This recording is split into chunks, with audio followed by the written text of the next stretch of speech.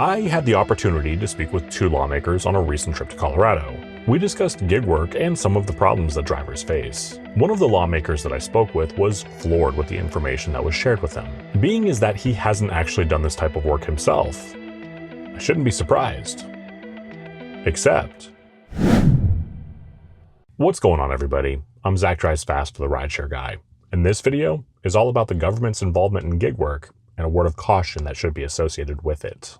Before we get too far into the video, I'd like to give you a quick disclaimer. I try not to make overly political videos, nor do I interject my political biases into the videos that I make. With that said, I feel that our right to fair pay and transparency should not be a political issue, but unfortunately, more and more, it seems like we need the lawmakers' help. It doesn't matter what side of the fence you're on. Good and bad legislation can come from both sides of the fence. Don't let one letter next to a politician's name dictate whether or not you support a piece of legislation that could directly affect your livelihood. Let's get into it. A few months ago, I was wrapping up a live show with Kim and Steve from RideShare Rodeo. Steve was telling us about an event that he was throwing for Para in Denver. Being is that I already love to travel, I viewed this as the perfect opportunity to go and meet some fantastic people, as well as do some good within the community. To make matters even better, Kim and Sergio were able to be there too. The RSG crew will be relevant shortly. Now, I was aware that Stephanie Vigil, a Colorado state representative, was going to be attending one of the events I was going to be at. If you don't know who Stephanie is, she's a former driver, and now she's a member of the Colorado State House of Representatives. Stephanie wrote a bill that would have given both drivers and customers transparency in the state of Colorado. This is one of the rare pieces of legislation that was just beneficial all around. There was nothing wonky like jacking the customer's fees up an extra 50% or requiring drivers to take a blood oath just to get any hours. It was just about transparency. The bill was expected to pass, but unfortunately, due to extensive lobbying by both DoorDash and Uber, it lost crucial votes and ultimately failed. Sergio followed this legislation very closely and was understandably off-put when it fell through, just like anybody would have been who actually knew what it was doing. Here's the thing about Sergio. He loves his Twitter account and has no qualms about calling out bullshit when he sees it. This is the perfect opportunity to introduce you to Senator Priola. He had originally pledged to back Stephanie's bill, but ultimately pulled out. Well, Sergio took to Twitter and he did not pull any punches. I like to think that his actions helped set the stage for what happened next. Fast forward a few months. Me, Kim, and Sergio are all in Colorado. We had attended GigCon the day previous and met some incredible people. After the day's events, we went back to the Airbnb, shout out to Para, and got a good night's rest. The next day's event was a Para Rodeo Roundtable event where drivers could discuss what drivers actually face with lawmakers. The RSG crew all gave short speeches before the microphone was ultimately passed over to Stephanie Vigil. All was going according to plan until Senator Priola walked in.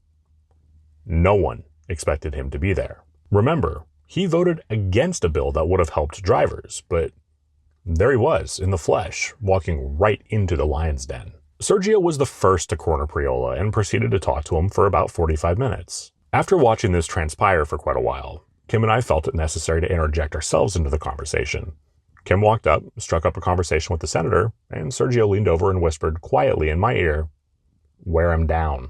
Sergio excused himself, and Kim and I proceeded to talk to the senator for about half an hour. Our conversation was extremely telling. The senator gave us some pushback on some issues we brought to his attention, but fortunately, both Kim and I were well equipped to handle it. But it's what he didn't give us pushback about that I would like to discuss. Within the first minute of the conversation, it became abundantly clear to Kim and myself that this gentleman had just voted on a bill that would have affected millions of drivers' livelihoods, but yet didn't know the issues we face. And how could we expect him to know that? For him, he maybe has seen some advertisements on the internet from DoorDash or Uber Eats talking up all of the benefits. What they never mention is the bullshit associated with doing the job, the lack of transparency, tip baiting, and the acceptance rate garbage. Kim and I spent our time with him explaining these issues, and he was pretty shocked to say the least. He asked a ton of questions, and both Kim and I felt like he walked away with a much better understanding of drivers and the issues that we face. I've been driving for over 3 years now, and one of the most commonly suggested solutions to these problems is to strike. Here's the problem. Strikes almost never make a dent in the company's bottom line because there's no union, and let's face it, we're not very organized. Getting the word out to enough drivers to make an impact would be nearly impossible. So, the next logical step would be common sense legislation, right?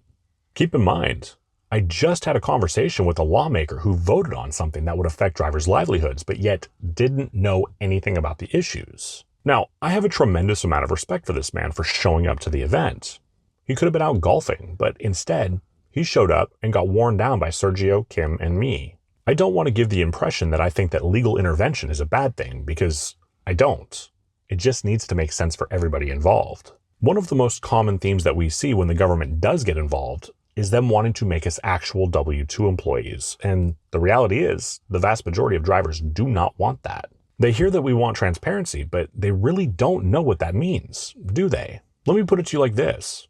When was the last time they had a tip hidden from them? We ask for one thing, but we frequently end up with something completely different. Anytime the government steps in, the laws they pass need to make sense for the drivers, the customers, and the companies. It needs to appease the drivers enough to get the orders delivered, while not jacking up the customers' fees to the point where they're no longer ordering. And as for the companies, they've actually threatened to pull out of major US markets because they didn't like legislation. Basically, it just needs to be reasonable for all parties involved. To wrap up this video, I want to leave you with a couple of ideas. When you're waiting for an order, strike up conversations with other drivers, get to know them, and be friends. Do what somebody else did for me and educate them. What do you think would happen if the majority of drivers out there knew their worth and knew that their acceptance rate wouldn't get them deactivated and stopped taking unprofitable orders? We'd start seeing the companies paying reasonably, and we would get transparency, because without it, the companies would know that those orders just wouldn't get delivered. If you're in an area where legislation is going to be voted on, make your voice heard. Call your representatives and educate them. Make sure they understand what the issues actually are, because chances are pretty good that they don't. And finally, not every piece of legislation for us is good for us, so make sure that you have taken the time to read it for yourself. Don't just rely on people on the internet to educate you about the proposals. Sometimes we get it wrong too. Read it for yourself. It affects your livelihood. If you had the opportunity to sit down with lawmakers and talk to them about gig work, what would you tell them?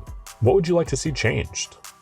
Let us know in the comments. If you haven't done so yet, please do consider pressing the like button and subscribing to the RideShare Guy. You can catch my videos here every Tuesday. If this video resonated with you, check out this video where I do a deep dive on why strikes in the gig economy just don't work. I'm Zach Drives Fast for the RideShare Guy. Take care.